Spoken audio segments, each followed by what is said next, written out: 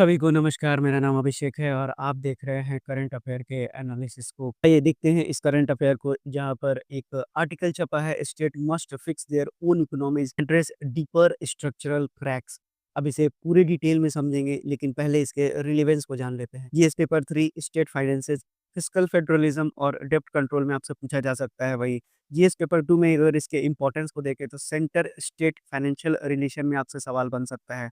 अगर एशिया की बात करें तो fiscal autonomy, economic resilience, strong state, strong India से सवाल आपसे बन सकता है। सबसे पहले आपको इस टॉपिक के बारे में बताएं, उससे पहले आपको कुछ इंपॉर्टेंट कॉन्सेप्ट्स इकोनॉमी के जानना पड़ेगा। सबसे पहले समझते हैं डेप्ट टू जीडीपी रेशियो होता क्या है। तो डेप्ट टू जीडीपी रेशियो एक माप है जो किसी देश के पब्लिक डेप्ट की तुलना उसके जीडीपी से करता है। यह किसी देश के डेप्ट की मात्रा और उसके प्रोडक्शन की तुलना करके उसकी डेप्ट चुकाने की क्षमता का विश्वसनीय रूप से संकेत देता है। अगर डेप्ट टू जीडीपी रेशियो को अक्सर प्रतिशत में यानी परसेंटेज के रूप में व्यक्त किया जाता है और इसे डेप्ट चुकाने के लिए आवश्यक वर्षों की संख्या के रूप में समझा जा सकता है, यदि जीडीपी पूरी तरह से डेप्ट चुकौती के लिए समर्पित हो। अब अगर हायर डेप्ट टू जीडीपी रेशियो होगा तो यानी वो कंट्री उधार चुकाने में असमर्थ हो जाएगा। भारत के डेब्ट टू जीडीपी रेशियो की बात करें तो वो 80% और अगर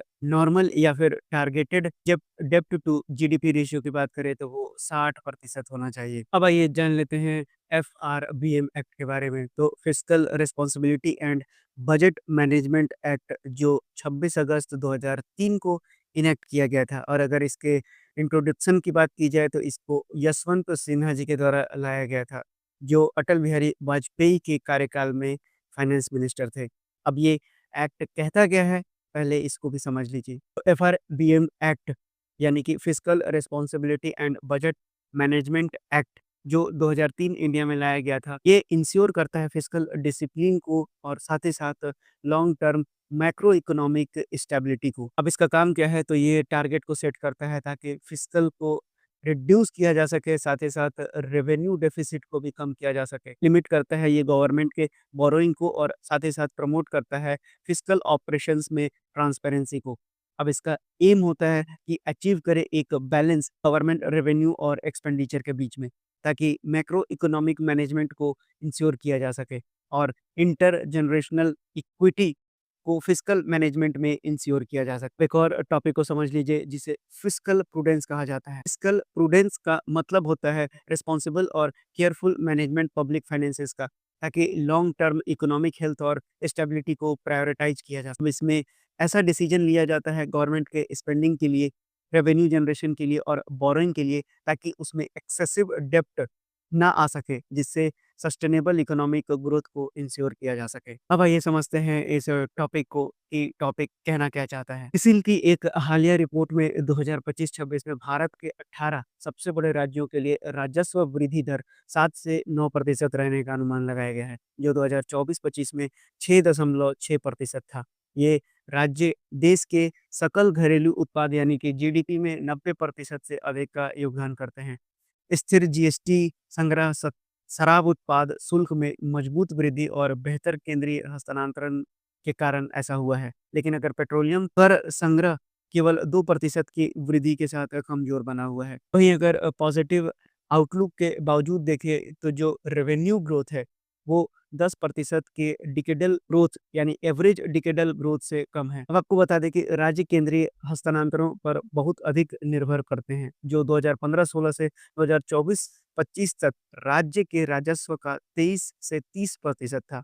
पिछले दशक में केंद्रीय अनुदानों ने गैर कर राजस्व का 65 से 70% हिस्सा बना दिया है। राज्यों का कुल डेप्ट टू जीडीपी रेशियो 28.5% है, जो राजकोषीय उत्तरदायित्व एवं बजट प्रबंधन समीक्षा समिति द्वारा निर्धारित 20% की सीमा से अधिक है।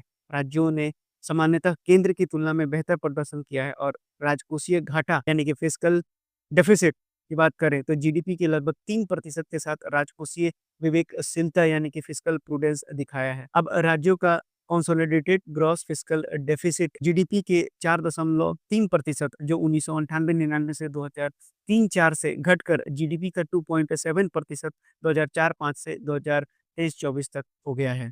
तो अब अगर कुछ रिकमेंडेशंस देखें तो सुधारों की अत्यंत आवश्यकता है, विशेष रूप से जीएसटी अनुपालन और डिजिटल राजस्व ट्रैकिंग के विस्तार में। राज्यों को संपत्ति कर यानी कि प्रॉपर्टी टैक्स और उपयोगकर्ता शुल्क यानी कि जो यूज़र चार्जेज़ में होने वाली अनियमितताओं को दूर करना होगा।